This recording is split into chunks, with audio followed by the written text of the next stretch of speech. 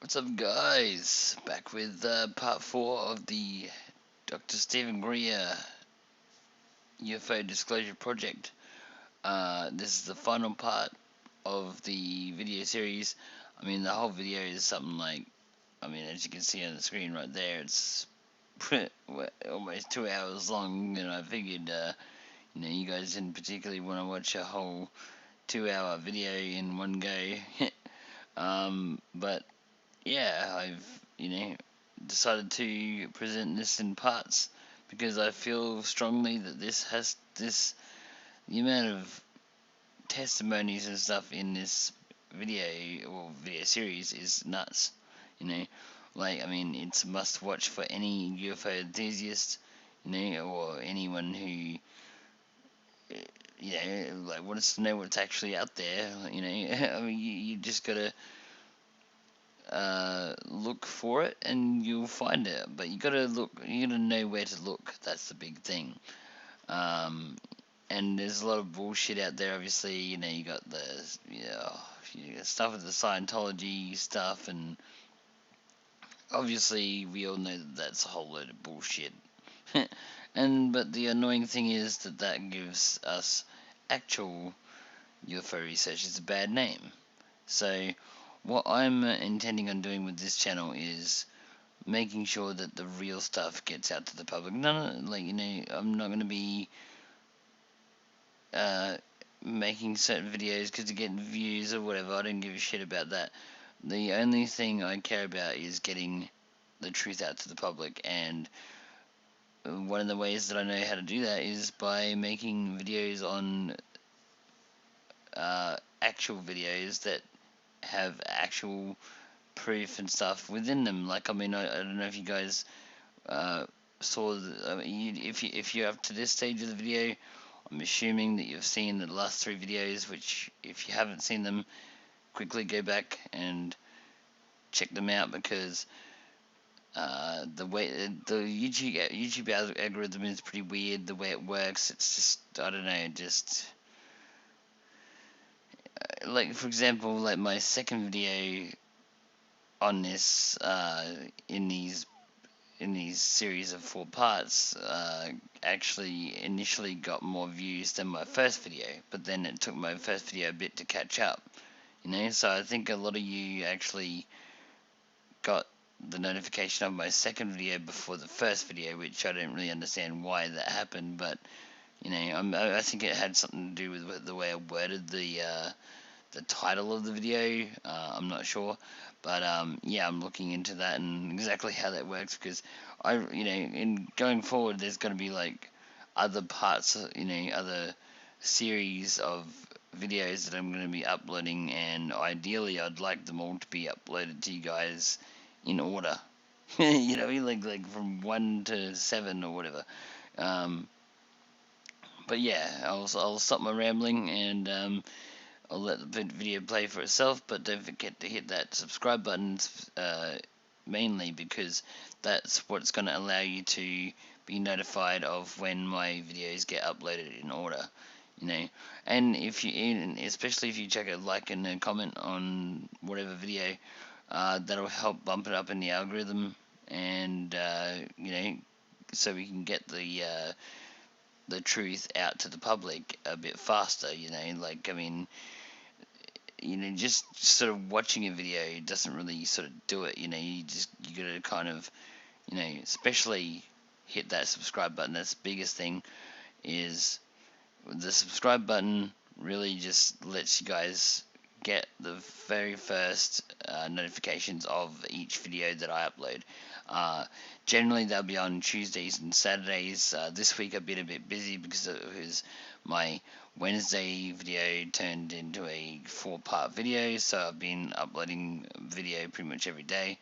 But and then it'll happen sometimes too. I don't always stick to my schedules.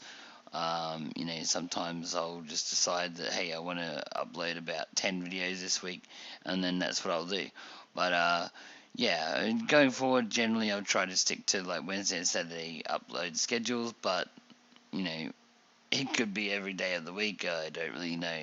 I'm not really making any plans. It's just kind of me uploading videos when I feel like it, pretty much at this stage. But anyway, yeah, to stay up to date with those videos, you have to be subscribed so that you're notified. And also, if you hit that little bell notification thing, that'll actually make sure that you're notified of when I upload a new video. So that's also important. But I mean, the biggest thing is just making sure that you're subscribed to the channel, so that way you're always notified of my new content going forward from now, which I've got about something like 500 videos planned.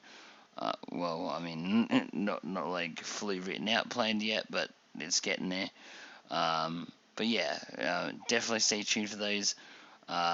This is the final part of the Dr. Stephen Greer disclosure project, which, by the way, if he happens to be watching, Dr. Stephen Greer, if you're watching this video right now, or not right now, obviously, but like maybe 2-3 years from now, salute to you, man. Like, I give you my 100% respect for the work you've done for the UFO community and all that, and getting all these military witnesses and stuff together. Like, it's been phenomenal, the work you've done, and definite salute to you. And I'd love to have you on the channel for an interview. If you're actually watching this in 2-3 years time, I highly doubt that he or you'll ever actually see these videos, but if you do, then yeah, check my message, and let's see if we can figure out a way to get on the show for an interview. But anyway, I'll let the video play, and yeah, this is the final part of Dr. Stephen Greer's UFO Disclosure Project, and yeah, enjoy. Thank you very much.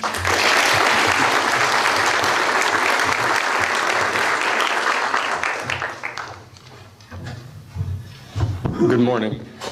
My name is Daniel Sheehan. I'm an attorney and serving as general counsel to the Disclosure Project. I'm a 1967 graduate of Harvard College in American Government Studies and Constitutional Law, and a graduate of Harvard Law School. And I served as general counsel and one of the co-counsel for the New York Times in the Pentagon Papers case, and was involved in briefing and arguing the case in front of the United States Supreme Court, giving permission to the New York Times to publish the classified documents, the 47 volumes of the Pentagon Papers. Subsequent to that time, I served as special counsel to the office of F. Lee Bailey as one of the trial counsels when we represented James McCord in the Watergate burglary, and got Mr. McCord to write the letter to Judge Sirica to reveal the Watergate burglars' relationship to the plumbers unit in the White House at that time. Subsequent to my service in that case, I went back to Harvard to the Divinity School to study Judeo-Christian social ethics and public policy. Did my master's work and PhD work there, and became general counsel for the United States Jesuit headquarters in Washington, D.C., assigned to the National Social Ministries Office and their public policy office. It was there in 1977 that I was contacted by Ms. Marcia Smith, who was the director of the Science and Technology Division of the Congressional Research Service. She asked to meet with me, and I met with her, and she informed me that President Carter, upon taking office in January of 1977, held a meeting with then the Director of Central Intelligence, who was George Bush Sr., and demanded that the Director of Central Intelligence turn over to the President the classified information about unidentified flying objects and the information that was in the possession of the United States intelligence community concerning the existence of extraterrestrial intelligence. This information was refused to the President of the United States by the Director of Central Intelligence, George Bush Sr. The Director insisted that the President, in order to have access to this information, needed to have clearance to contact the Congressional Research Service, to contact the United States House of Representatives Science and Technology Division, to have them undertake a process to declassify this information, because the DCI suspected that the President was preparing to reveal this information to the American public.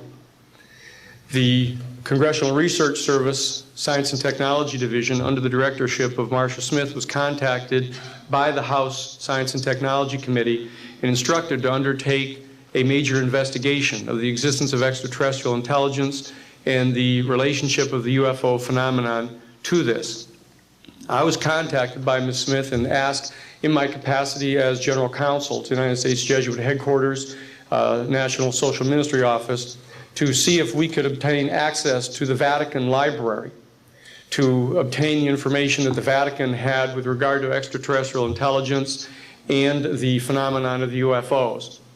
I pursued that with the permission of Father William J. Davis, the director of the National Office, and we were refused access as the United States Jesuit Order to the information in the possession of the Vatican Library.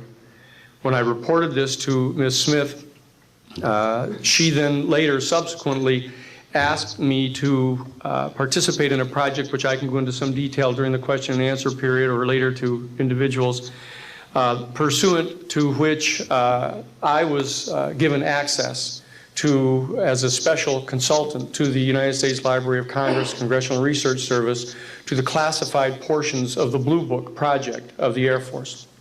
At that point, it was in 1977, approximately May of 1977, I went to the Madison building of the United States Library of Congress. There was no one in the building at that time. It was brand new. I was directed to a basement office where there were two guards at the door and a third sitting at the table who took my identification, verified that I'd been designated as a special consultant to the Congressional Research Service of the United States Library of Congress, and was admitted to the room.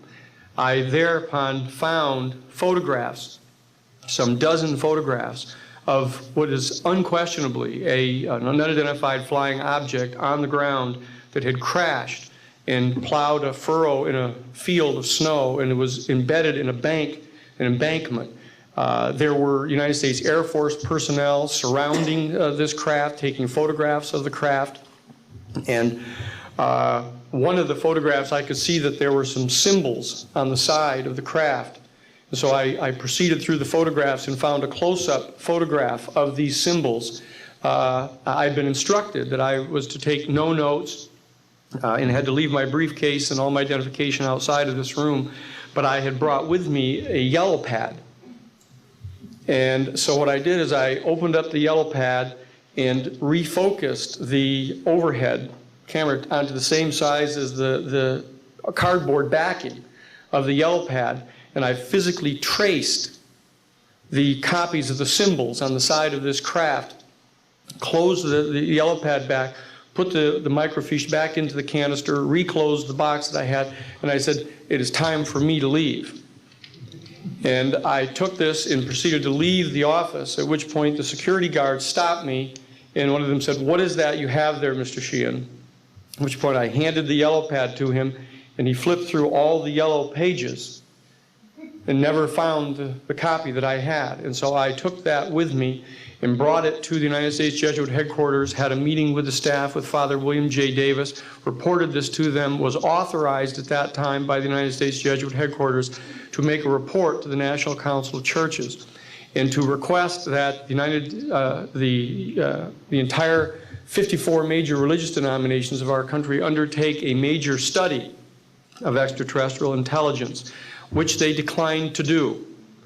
I was subsequently asked to deliver a 3-hour closed-door seminar to the top 50 scientists of the Jet Propulsion Laboratory of SETI, the Search for Extraterrestrial Intelligence, which I did do in 1977. I'm more than happy to testify under oath to these details to the United States Congress, and would be happy to meet with any members of the press at that time. You may recall I also served as chief counsel to the Karen Silkwood case, in which we obtained the rulings in the Karen Silkwood case. I also served as chief counsel in the Iran-Contra case. It was the first one to testify before the United States Congress to the existence of the off-the-shelf enterprise of Richard Secord and Albert Hakim. I'll be more than happy to share the details of what I believe to be the relationship between this off-the-shelf enterprise and the secret government, which is concealing this information from the American public.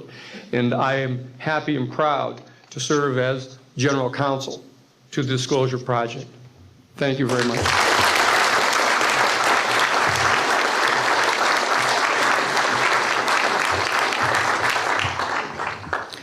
Good morning. My name is Carol Rosin. In 1974, after being a sixth grade school teacher, I was introduced to the late Dr. Wernher von Braun, in the U.S., the father of rocketry. In my first meeting with him, during that first 3.5 hours, he said to me, "Carol, you will stop the weaponization of space." And I said, you know, teachers don't stop until June. He said, "No, you have to understand, this is February, and we have to prevent the weaponization of space because there is a lie being told to everyone that the weaponization of space is now first being based upon the evil empire, the Russians. There are many enemies," he said, "against whom we're going to build this space-based weapon system. The first of whom was the Russians, which was existing at that time. Then there would be terrorists. Then there would be third world countries. Now we call them rogue nations or nations of concern. Then there would be asteroids." And then he would repeat to me over and over, "And the last card, the last card, the last card would be the extraterrestrial threat." Well, at the time, I kind of laughed when he said asteroids, and when he said extraterrestrials, I knew I wasn't going to deal with that subject. And now we hear on the news just today, this week, that they've slid in another enemy. Only this time we're going to protect our satellites. In other words, we have to have some reason to spend these trillions, to waste these dollars on a space-based weapon system, and they're all lies. This is a system, he told me, that would never protect anyone. Even back then, he talked about suitcase bombs. He talked about chemical, viral, bacterial, biological warfare, that these space-based weapons would never protect us against.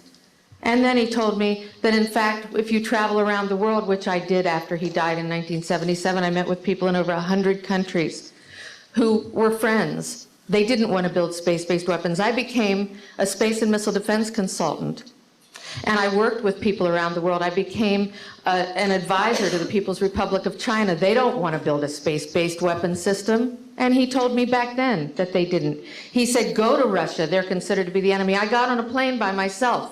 When I got to Russia, I had a list of people that I had read out of the newspaper. Chernenko was in office then. He was the only one I didn't get a chance to meet. They introduced me to everyone when I got there.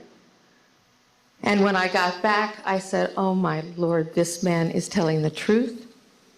There is no threat." And I've been waiting until this day for 27 years, and I'm expecting the spin to happen, because he also explained to me that as a military strategist, as a person who worked on the MX missile, which I did later, he said, "You will find that there is going to be a spin to find some enemy against whom we have to build space-based weapons." And now we should expect the spin, because he said part of the formula for the intelligence community is if they might have a weapon, then we have to consider that they do have these weapons. So now they do have these weapons, so now we have to build these weapon systems. And that's the formula, except that it's all based on a lie. And we have witnesses here today that have shown you that these extraterrestrial beings, that these craft that have come here are now not UFOs, they're identified flying objects, and we know that they have beings in them. And we have witnesses here who have told you that they can shut down our missile silos, they can stop a rocket going into space that's a test. We have witnesses here who have worked in the classified departments, who have the courage to come forward here to support what Wernher von Braun told me back in 1974 to 77. And I will testify before the Congress that when I founded the Institute for Security and Cooperation in Outer Space, which I shut down a few years ago because I didn't believe we had a chance with this huge, integrated around the world, complex weapon system, that we had any chance at all of transforming that war industry into a space industry that could provide benefits, like Dr. Greer has said, of global warming. We can end that situation of that problem. We can end the energy crisis. We can build now non-polluting technologies. Wernher von Braun used to tell me that we could have cars back then that drove around off the ground. He described this to me on beams so that we have no pollution on this planet. And we can solve the problems of the people that are urgent and potential, and the other animals and the other cultures on Earth and in space. And we can end the arms race without dislocating the industry jobs, without disrupting the economy, by transforming, Wernher von Braun told me, the war industry into a global cooperative space industry that will provide, he said, finally, more jobs and profits on this planet than during any hot or cold wartime, more products and services that can be applied directly to solving the problems of this planet. And we can have a whole planet now that lives in peace on Earth, with all the cultures on Earth, and with all the extraterrestrial cultures in space. And these are words that Wernher von Braun told me in 1974, and I will testify before the Congress under oath about everything I have said and more. Thank you.